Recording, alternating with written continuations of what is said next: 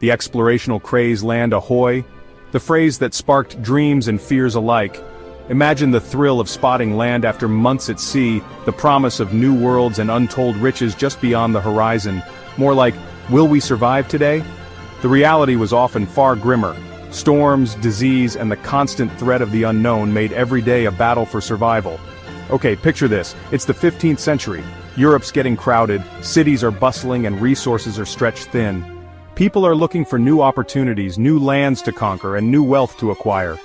Rumors fly about lands overflowing with gold and spices. Tales of El Dorado and the Spice Islands fuel the imagination.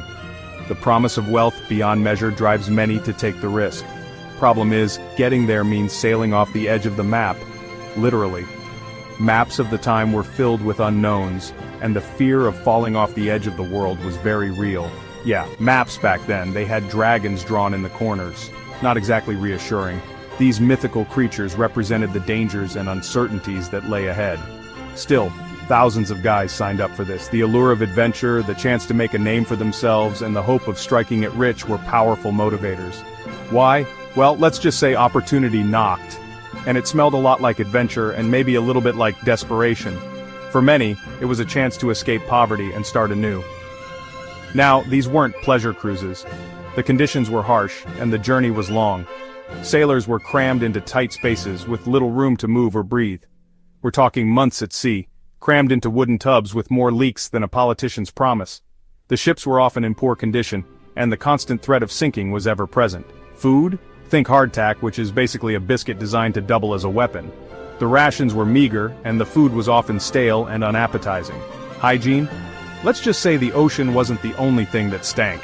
The lack of proper sanitation made life on board even more challenging. But hey, at least there was scurvy, more on that later. Scurvy, a disease caused by a lack of vitamin C, was a common affliction among sailors, leading to weakness, anemia, and even death. Shipshape? More like cramped and smelly floating cities, they weren't. Forget those romantic paintings of majestic ships. The reality was a bit grimier. We're talking about carracks, caravels, galleons, each with their own quirks, but united by one thing, being really cramped.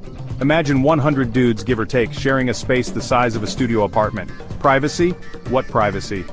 And let's not forget the livestock. Chickens clucking, pigs squealing, maybe even a cow or two for freshish milk.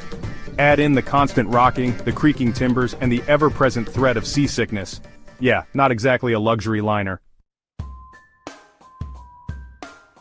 Navigating by the stars, and a little bit of luck.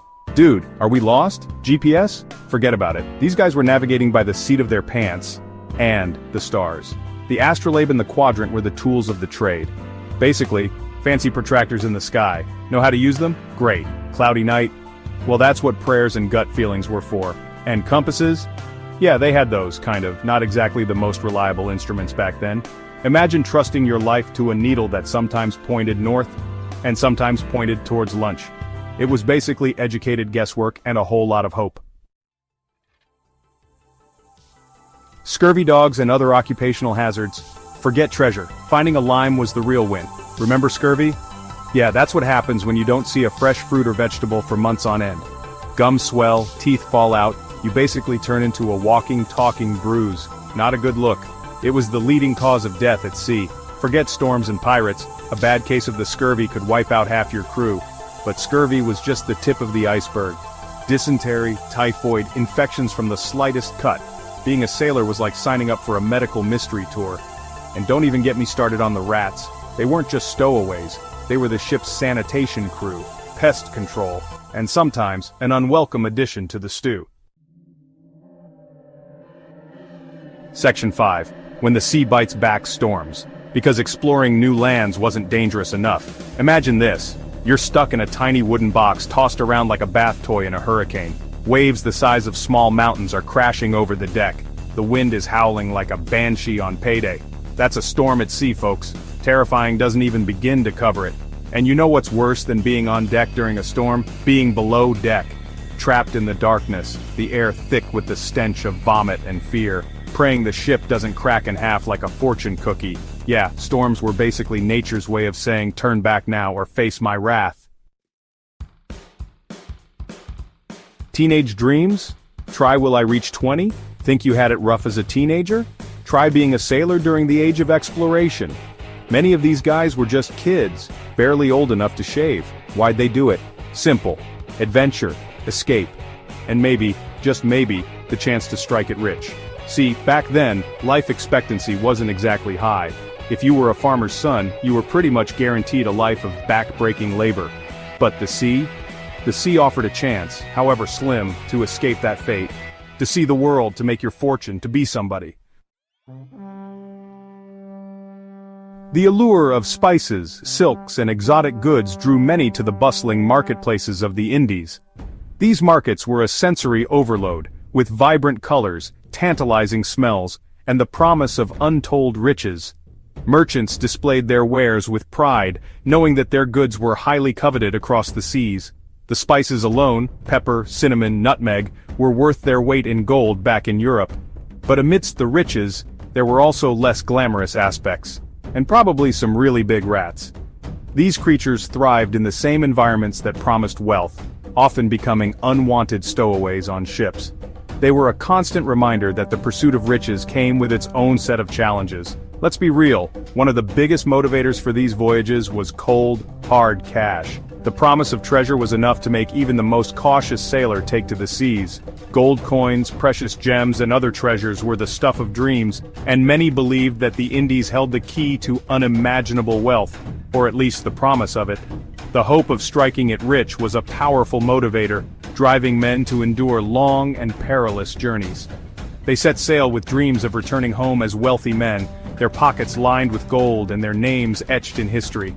The Indies were bursting with spices, pepper, cinnamon, nutmeg, each one more valuable than the last. These spices were not just culinary delights, they were symbols of status and wealth. In Europe, they were used to flavor food, preserve meat, and even as medicine. The demand was insatiable and the supply seemed endless.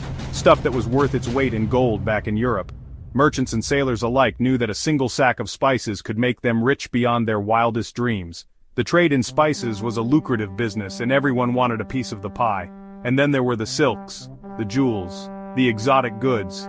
These items were the epitome of luxury, coveted by the wealthy and powerful. The markets were filled with vibrant silks, glittering jewels, and other exotic items that promised to transform the lives of those who could afford them. It was enough to make even the most level-headed sailor dream of striking it rich. The allure of these treasures was irresistible, and many sailors spent their days dreaming of the fortunes that awaited them. Of course, the reality wasn't always so glamorous. The journey to the Indies was fraught with danger and hardship. Sailors faced harsh weather, disease, and the constant threat of attack. Many found that the promise of riches came at a high cost. For every sailor who stumbled upon a mountain of gold, there were hundreds who came back with nothing but empty pockets. The dream of wealth was often just that, a dream. Many returned home with little to show for their efforts. There were hundreds who came back with nothing but empty pockets and a nasty case of scurvy. The harsh conditions and lack of proper nutrition took their toll, leaving many sailors in poor health, and a nasty case of scurvy. This disease, caused by a lack of vitamin C, was a common affliction among sailors. It left them weak and debilitated, a far cry from the strong and adventurous men who had set out in search of fortune. And let's not forget those rats. These unwelcome passengers were a constant nuisance, spreading disease and contaminating food supplies. They were a stark reminder that the pursuit of wealth was not without its perils. They were probably eyeing up those spices just as much as the sailors were. In the end, the journey to the Indies was a complex mix of dreams and reality, riches and rats' nests. Turns out X marked the spot for a lot of unmarked graves. Here's the thing about exploration. It ain't for the faint of heart. For every successful voyage, countless others ended in disaster. Ships sank, men drowned, diseases ran rampant. The ocean, it turned out, was a pretty unforgiving mistress. And that's not even mentioning the human cost. The conquests, the diseases brought to new lands, the exploitation of native populations. The age of exploration had a dark side, no doubt about it. It's a reminder that progress often comes at a steep and often tragic price.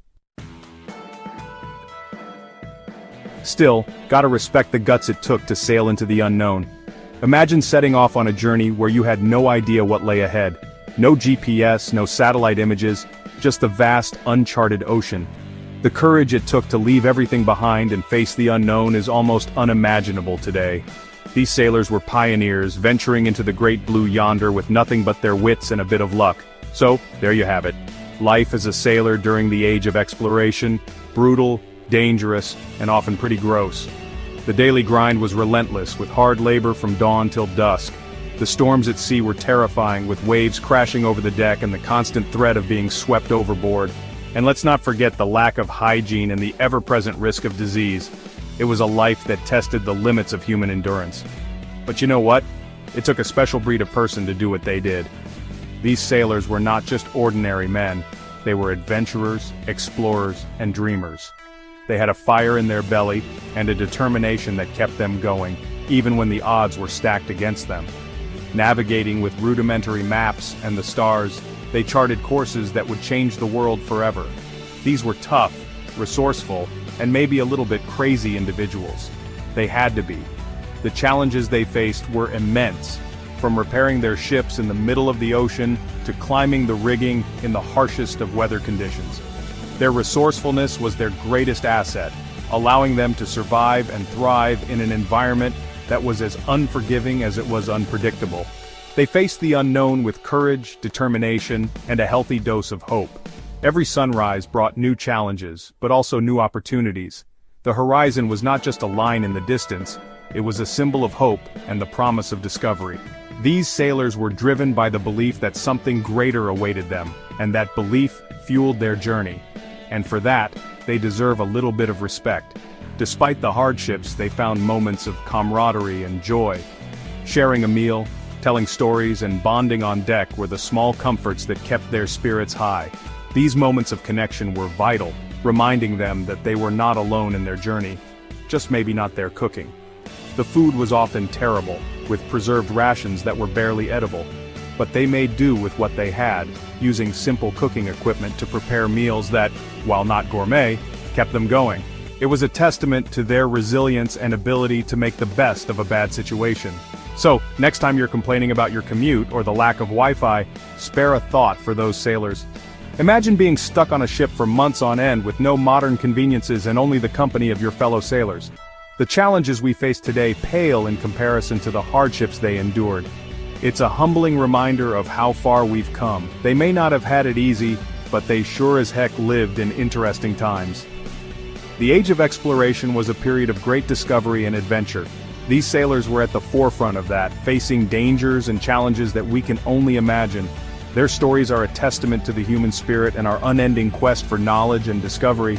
And hey, without them, we wouldn't have global trade, international cuisine, or those really cool maps with the dragons. So there's that.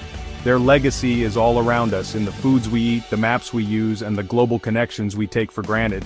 So next time you enjoy a meal from a far-off land or marvel at an ancient map, remember the sailors who made it all possible.